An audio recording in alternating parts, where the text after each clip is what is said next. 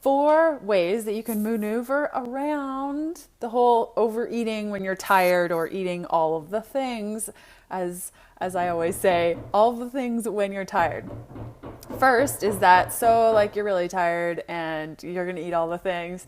First thing is, option 1 is that you can eat anyways. So that would look like, oh, I'm going to eat all the foods. Okay, that's great.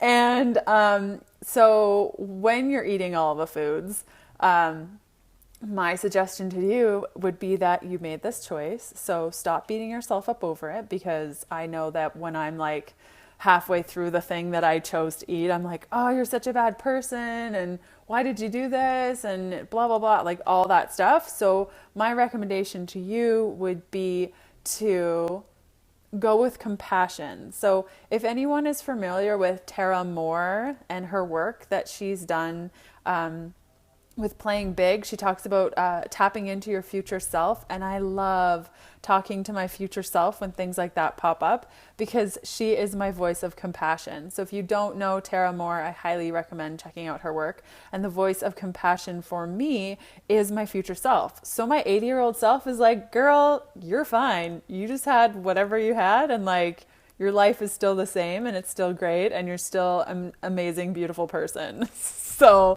like, who cares about the thing that you just ate? So that's option number 1, is that you eat anyways. Option number 2, option number 2, that's so funny. Option number 2 is that you got to check yourself before you wreck yourself. So another option is lean into this situation that's happening right now. Is like, okay, I'm tired and I'm mentally hungry. What could be going on? And really get inquisitive with where you're at. So you could ask yourself, why is this behavior happening? What's gone on in my day that's made it so that I am exhausted and that I feel the need to overeat? And then another question, once you've kind of figured that out, is like, what can I change during the day so that this doesn't happen? So here's a perfect example, and something that happened to me like 2 days ago. So right before bed, I decided that it'd be a good idea to have a chocolate bar. Like, it was an amazing, delicious chocolate bar. And yes, PMS was the situation. Every time I ovulate, that is what happens. I crave chocolate.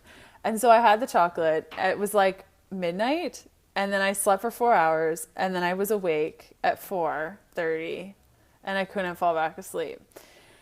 And I was like, okay, I guess I'll just get up and I'll, go for a walk and do my self-care practice and all the things. But then like halfway through the day, all I could think about was just eating, and I was so tired.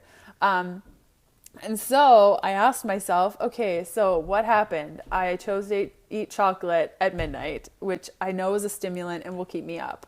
So what can I do instead of that? Well, I could make like my own carob chocolate, so that it's like carob, and won't be the stimulant. And so that there's ways around that. It's not so much the restrictive area. It's just like, I know chocolate doesn't help me sleep. Therefore, maybe I could make a choice to eat the things that I wanted to eat, but make it so that it won't keep me up all night.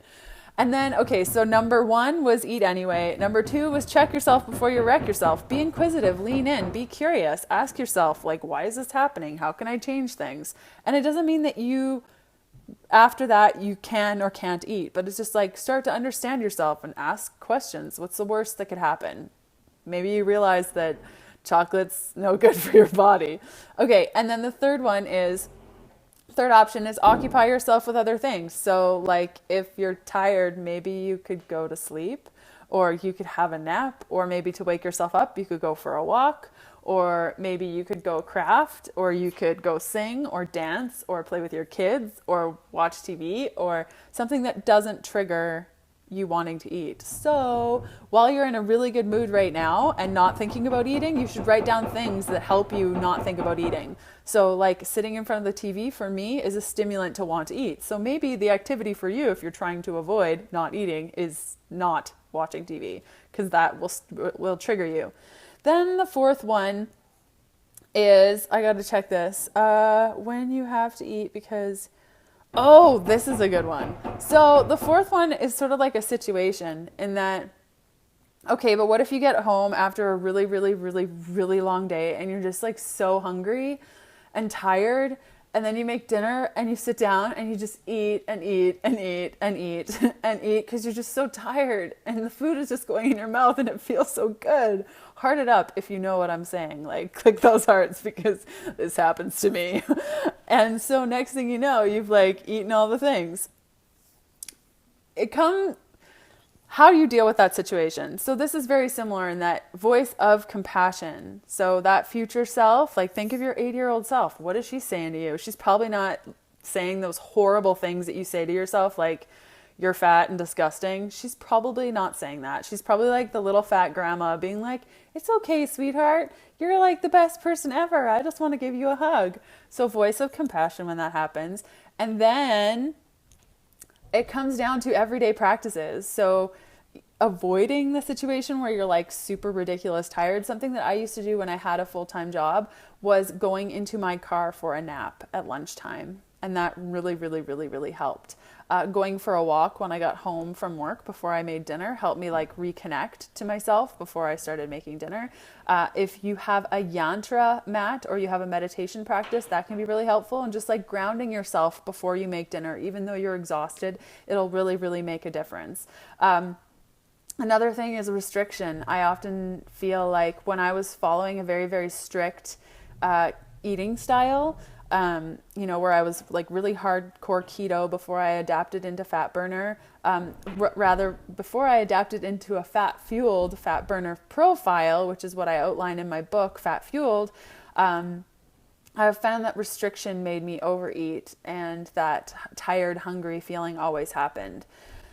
And the last one, when that happens and you're just so tired and then you overeat, is surround yourself with food that makes you feel good. Like, this is me, restrictions lead to binges. We should talk about this. Actually, we have a bunch of stuff going live in the podcast in a couple of days and weeks, and overeating, binging, all that stuff. So you can check it out, the No Sugarcoating Podcast. Sugarcoating is one word. If somebody wants to type that into the comments, that would be awesome.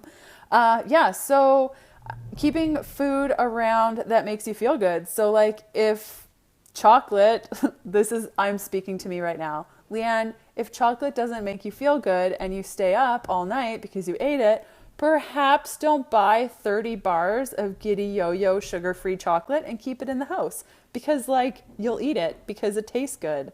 So there you go. Noted. Okay, so that was what I had to share with you guys today.